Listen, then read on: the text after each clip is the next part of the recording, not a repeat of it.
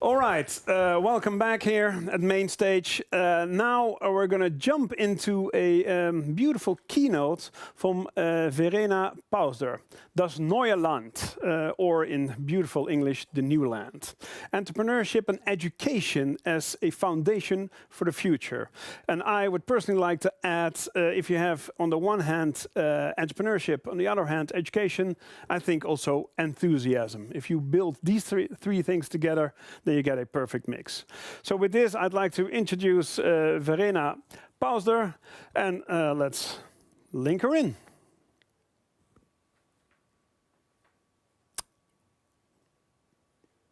Click and go.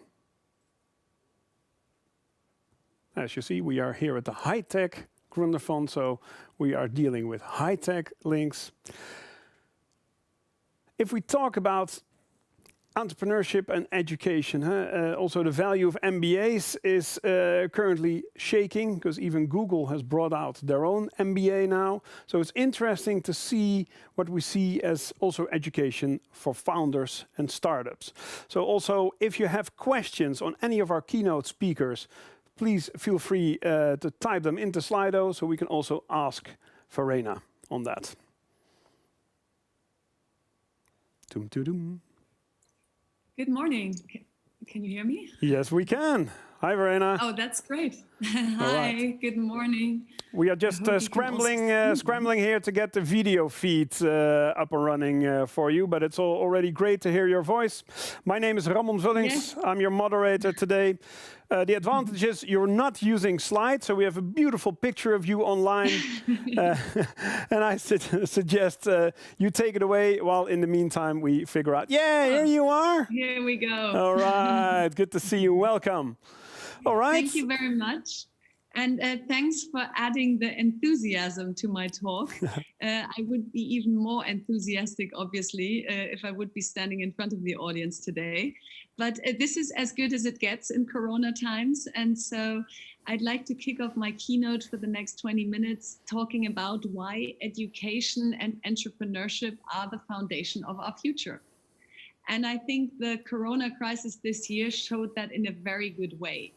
So for one thing, I think entrepreneurs made a big contribution to the crisis this year. We organized a hackathon for the schools in June, and basically every edtech company of Germany or Europe turned their product into free usership for that period of time to help the schools kickstart digital education, to bring content to those children that didn't have the help of their parents at home. And I think the edtech market for years has been a very important market, but one that hasn't really come to life because it wasn't allowed to dock onto the schools. So this was a big change this year. A second thing entrepreneurs and especially startups did in the crisis was fashion companies produce protective clothing.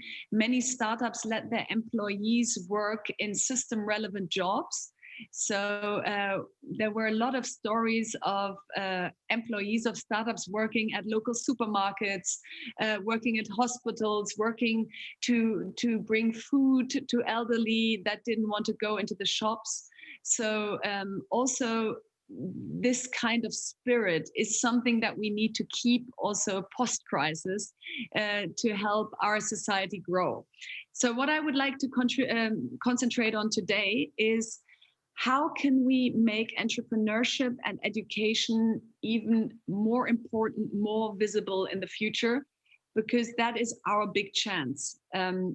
And as Obama put it last year, he said, those who do well have to do good. And I think that's a very important line because entrepreneurship in itself is already very good. Yeah, we're creating jobs.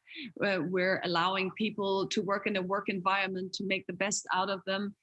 But I think we can go even one step further. And what do I mean?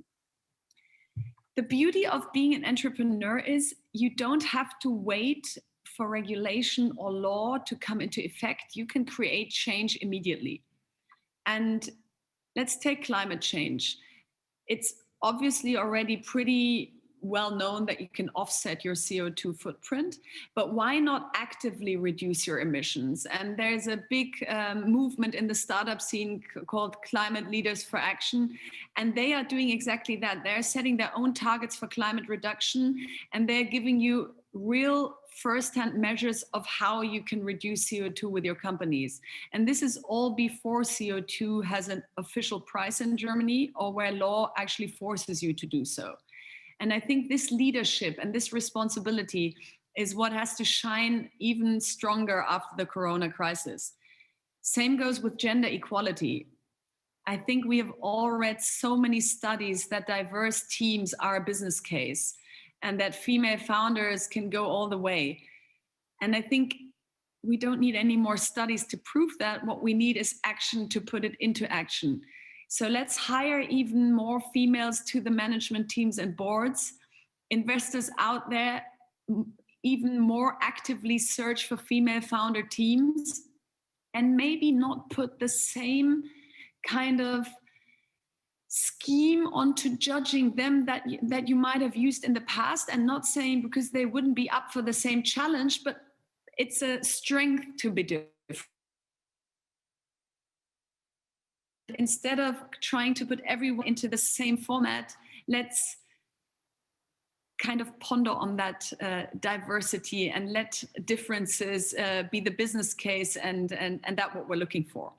And in terms of new work, this is very current today that our politicians are asking for a regulation for new work and for home office. And I think this is also a very big strength of the startup scene and entrepreneurs.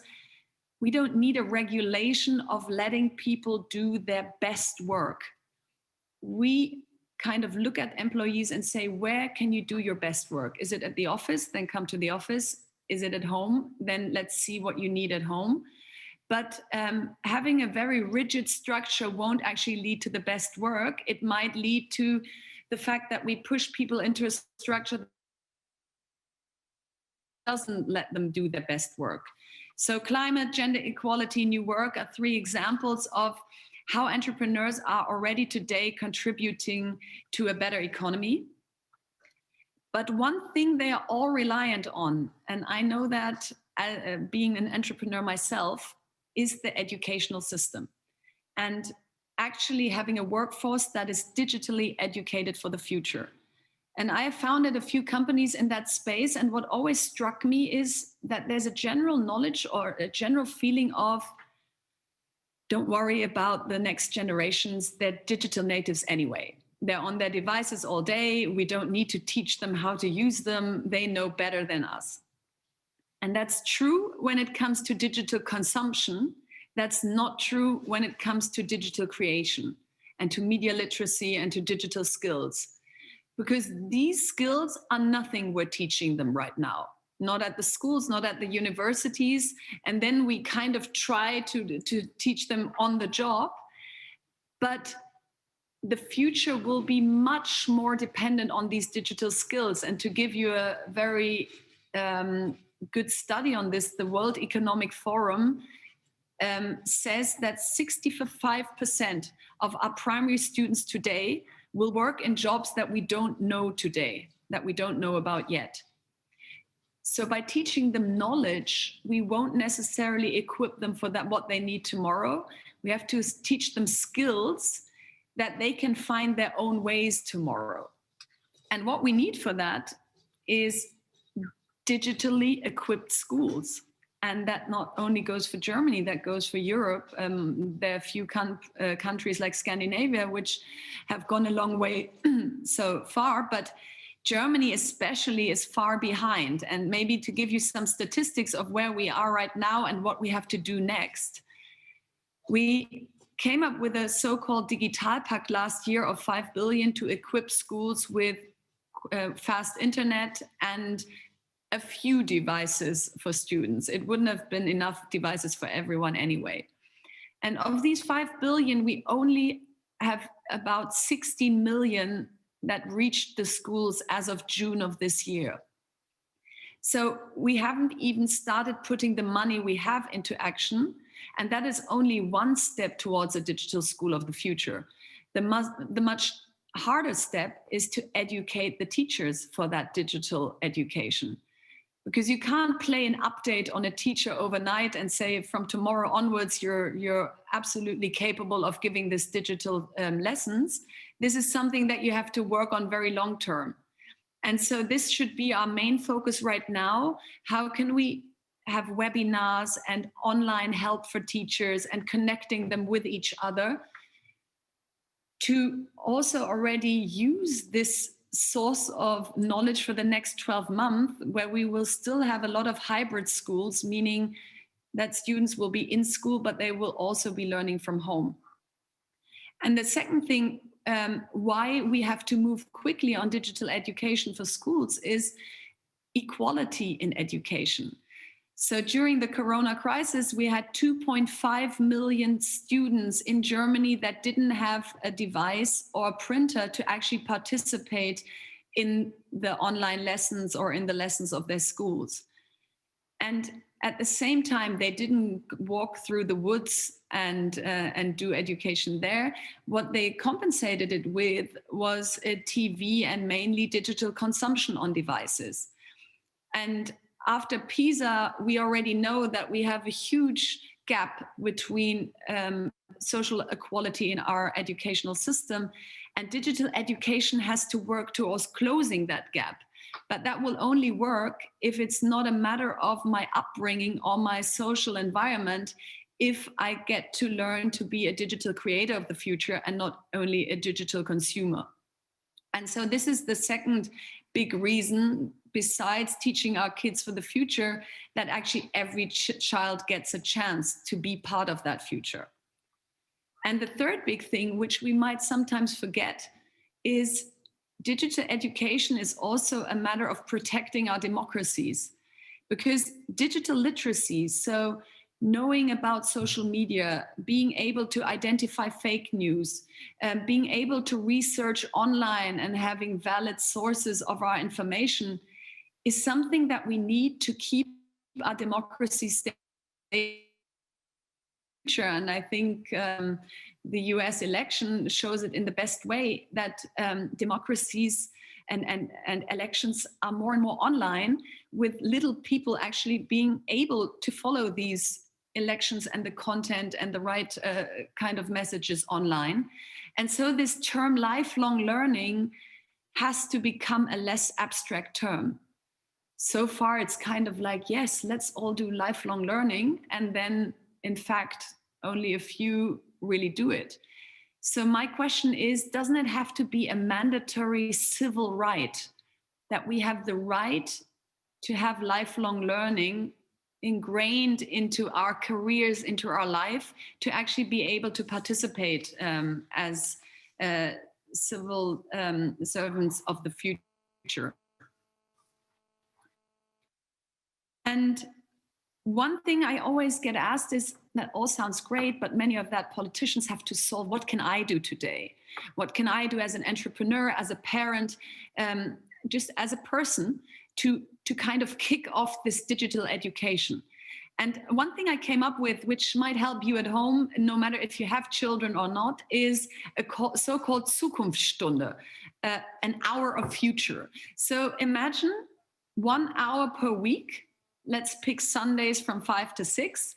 The family sits down at the table where they usually play a board game, or where they usually have a conversation or do other things together, have dinner.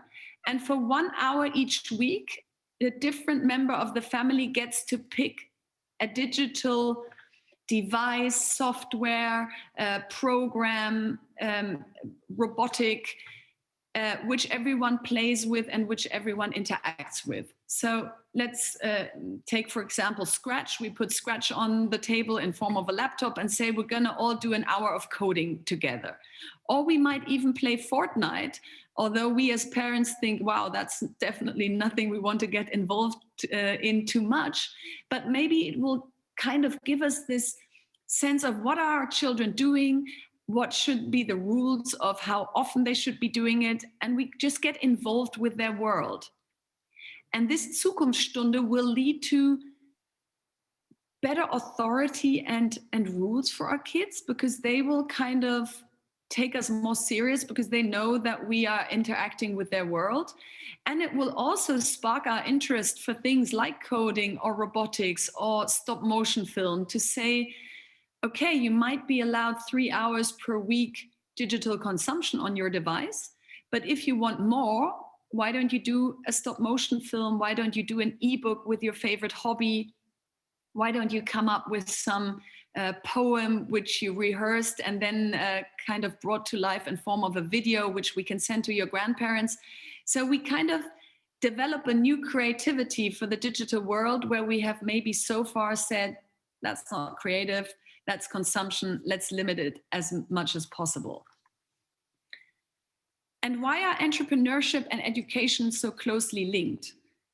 Well, for one, the kids who are in schools today will work in our businesses tomorrow.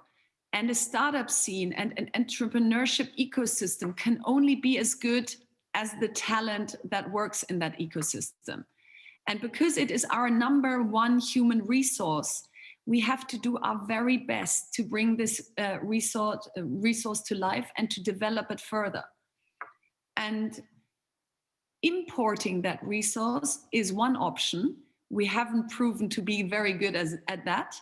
So let's use or tap into the talent pool we have here and make much more out of that talent pool. Because if you read every day in the newspaper that we already today have over 100,000 open job ads where we are looking for IT experts, then let's not concentrate on coming up with these statistics, kind of more concentrate on actually educating our children for that future.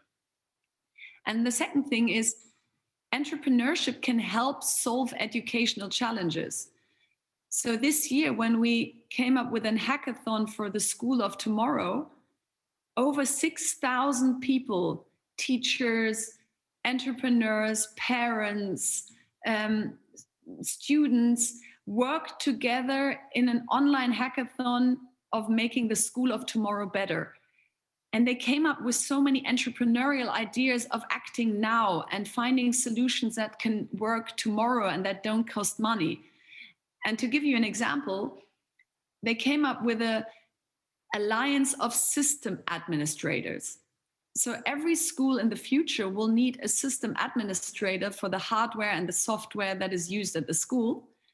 And so far, not even every company has one. So how are we going to equip almost 40,000 schools with IT experts if we just have a lack of resource?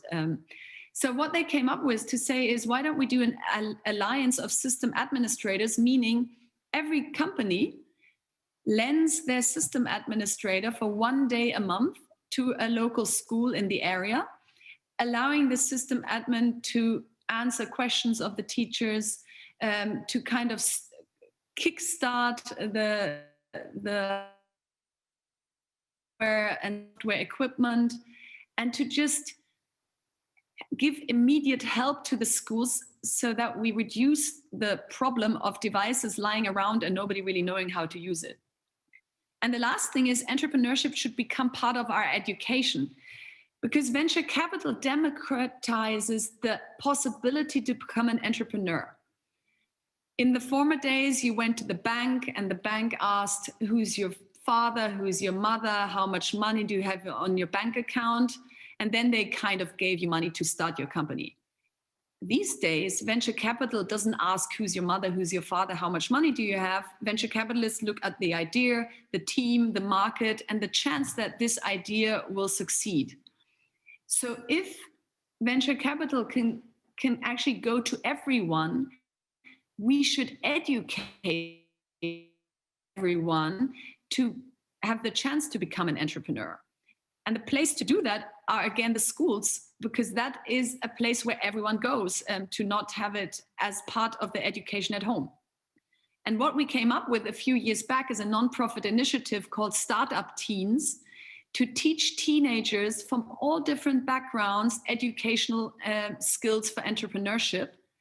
And what we've seen over the years are thousands and thousands of 13 to 19-year-olds presenting their ideas online, on stage, in front of investors.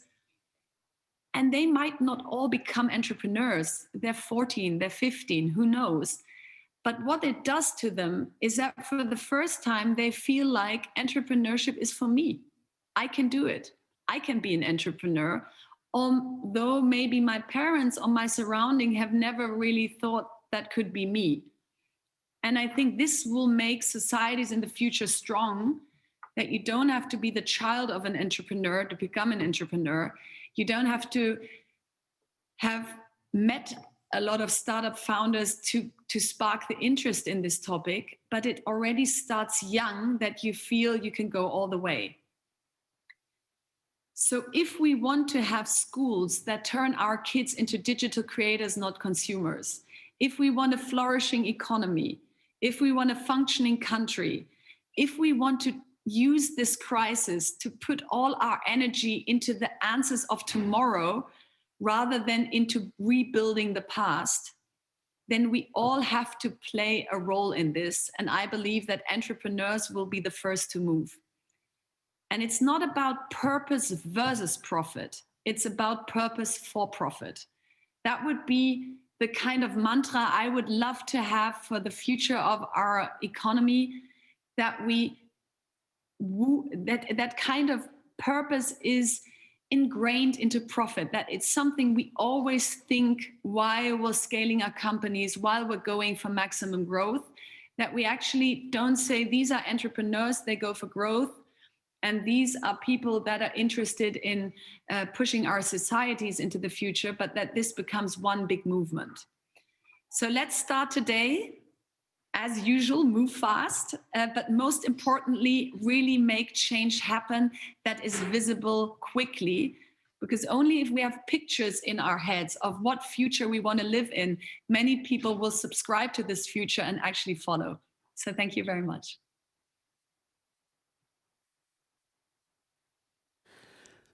Really great, Verena. Thanks a lot. Also, yeah, going from consumption to creation, I think that's absolutely beautiful. In your view, if a young person starts a campaign on Facebook trying to raise money for something, for any cause, do you see that as creation, or do you see that as a mix? I'm just wondering how you balance that. Where is the creation? Because posting a picture on Instagram, I don't really think that qualifies as your definition of creation. So a little bit subtly in there. Absolutely. A petition and really going for something and trying to bring people to join you is definitely creation. Because what I mean with consumption is not only consuming the internet or devices, but also sitting on your sofa and kind of saying or thinking, what should I do? Like, I'm not a politician, I'm not an entrepreneur, or I might not have a big company. Yeah, it's not about me. And that's what I would like to change. It is about you. And if Corona has shown one thing, then the big petitions that came out of that crisis weren't started by politicians or by people that already had a voice. They were started by people that got a voice by speaking up. And this is something I hope that we will see much more in the future. Yep, beautiful. One more question, because you have vast experience here. Do you see certain environments, whether ecosystems or countries, that are doing really well? Do you see a difference in Europe? Let's say if we focus on Europe, between the Nordics or southern countries, do you notice any kind of, let's say, best or next practices that we could learn from? Well, all the studies that came out this year that kind of looked at how well is the educational system prepared for the future, how much digital skills are being taught, the Nordics just kicked it out of the park. So they just had Denmark especially, but also Sweden, Estonia, to also go further into the Nordics, have really proven that if you have involved yourself into this topic for a long while, then it really made a difference now. And we as Germany, we kind of always stood at the sideline knowing that this would sometime become relevant, but we needed this pressure. If we would have not all had to jump into this big educational experiment this year of all our kids not being in schools, we would still be talking about it on panels. And now we, for the first time, really know what we're talking about. And now I hope we don't lose that energy again. Yep. Beautiful. And in your experience, what you have seen, the impact on children being so intense with their parents at home, probably also being exposed even more technology. People don't go to the office anymore, but they have all these virtual studios at home. Do you see that as a positive impact? Also, the time you can spend with your children, but also the exposure to home technology?